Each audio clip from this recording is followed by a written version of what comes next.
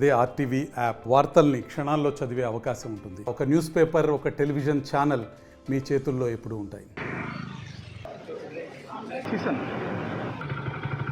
ఈరోజు రాష్ట్రంలో కొత్త ప్రభుత్వం వచ్చిన తర్వాత ముఖ్యమంత్రి శ్రీ నారా చంద్రబాబు నాయుడు గారి ఆధ్వర్యంలో తెలుగుదేశం, జనసేన, బీజేపీ ప్రభుత్వాలు పేదరికం లేని సమాజం చూడాలని లక్ష్యంతో ముందుకెళ్ళడం జరిగింది. సాంఘిక సంక్షేమ శాఖలో ఈరోజు ఒక వర్క్షాప్ పెట్టుకోవడం, జిల్లా స్థాయి అధికారులందరినీ పిలిచి ప్రభుత్వ లక్ష్యాలు, నిర్దేశాలు తెలియజేయటం, దానికి వారి సహాయ సహకారాలు, అదేవిధంగా వాళ్ళ సూచనలు తీసుకొని కార్యోన్ముఖం చేయాలని లక్ష్యంతో కార్యక్రమం తీసుకోవడం జరిగింది. ముఖ్యంగా గత 5 సంవత్సరాల్లో సాంఘిక సంక్షేమ శాఖలో ఎస్సీ కార్పొరేషన్ని నిర్వీర్యం జరగడం జరిగింది. అదేవిధంగా ఎస్సీ కాలనీల అభివృద్ధి అనేది పూర్తిగా పక్కన పడేయడం జరిగింది. గురుకుల పాఠశాలలు, హాస్టల్స్ విషయాల్లో నిర్వహణకు లోచుకోకుండా చాలా బాత్రూంలో బోల్ట్లు కూడా లేని పరిస్థితి. ఇటువంటి పరిస్థితుల్లో రాష్ట్రంలో ఆర్థికంగా లోటు ఉన్నాయి, అప్పుల పాలు చేశారు. అయినప్పటికీ కూడాను సంక్షేమాన్ని పరుగులు పెట్టించాలనేటువంటి ముఖ్యమంత్రి గారి లక్ష్యంతో ఈ కార్యక్రమం మేము ముందుకు రావడం జరుగుతుంది. విద్యార్థులకి 100% రిజల్ట్ రావాలి.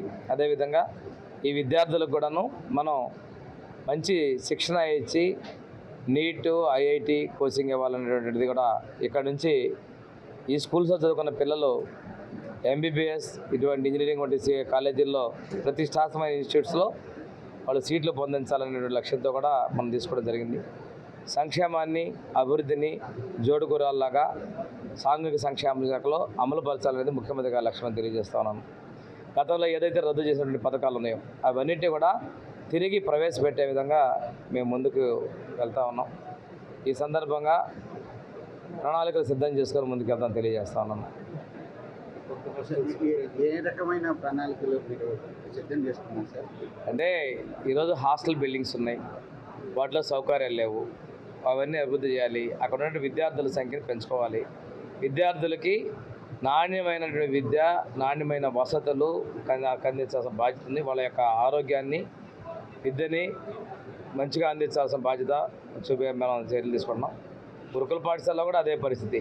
పూర్తి స్థాయిలో విద్యార్థులకి అండగా ఉండి పూర్తిగా ఎంకరేజ్ చేయాలని మేము చర్యలు తీసుకుంటా ఉన్నాం. మీ హాస్టల్లో జరగడం జరుగుతుంది, ఏమైనా సెక్యూరిటీ పెంచుతారా?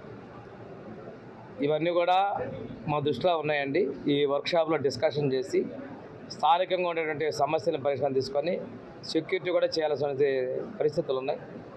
ఇందులో ఉన్నటువంటి పిల్లలు మంచి వాతావరణంలో వాళ్ళకు పూర్తి రక్షణగా ఉండాల్సిన బాధ్యత కూడా ప్రభుత్వం పైన ఉంది. అక్కడ ఉన్నటువంటి వార్డెన్స్ మీద ఉంది.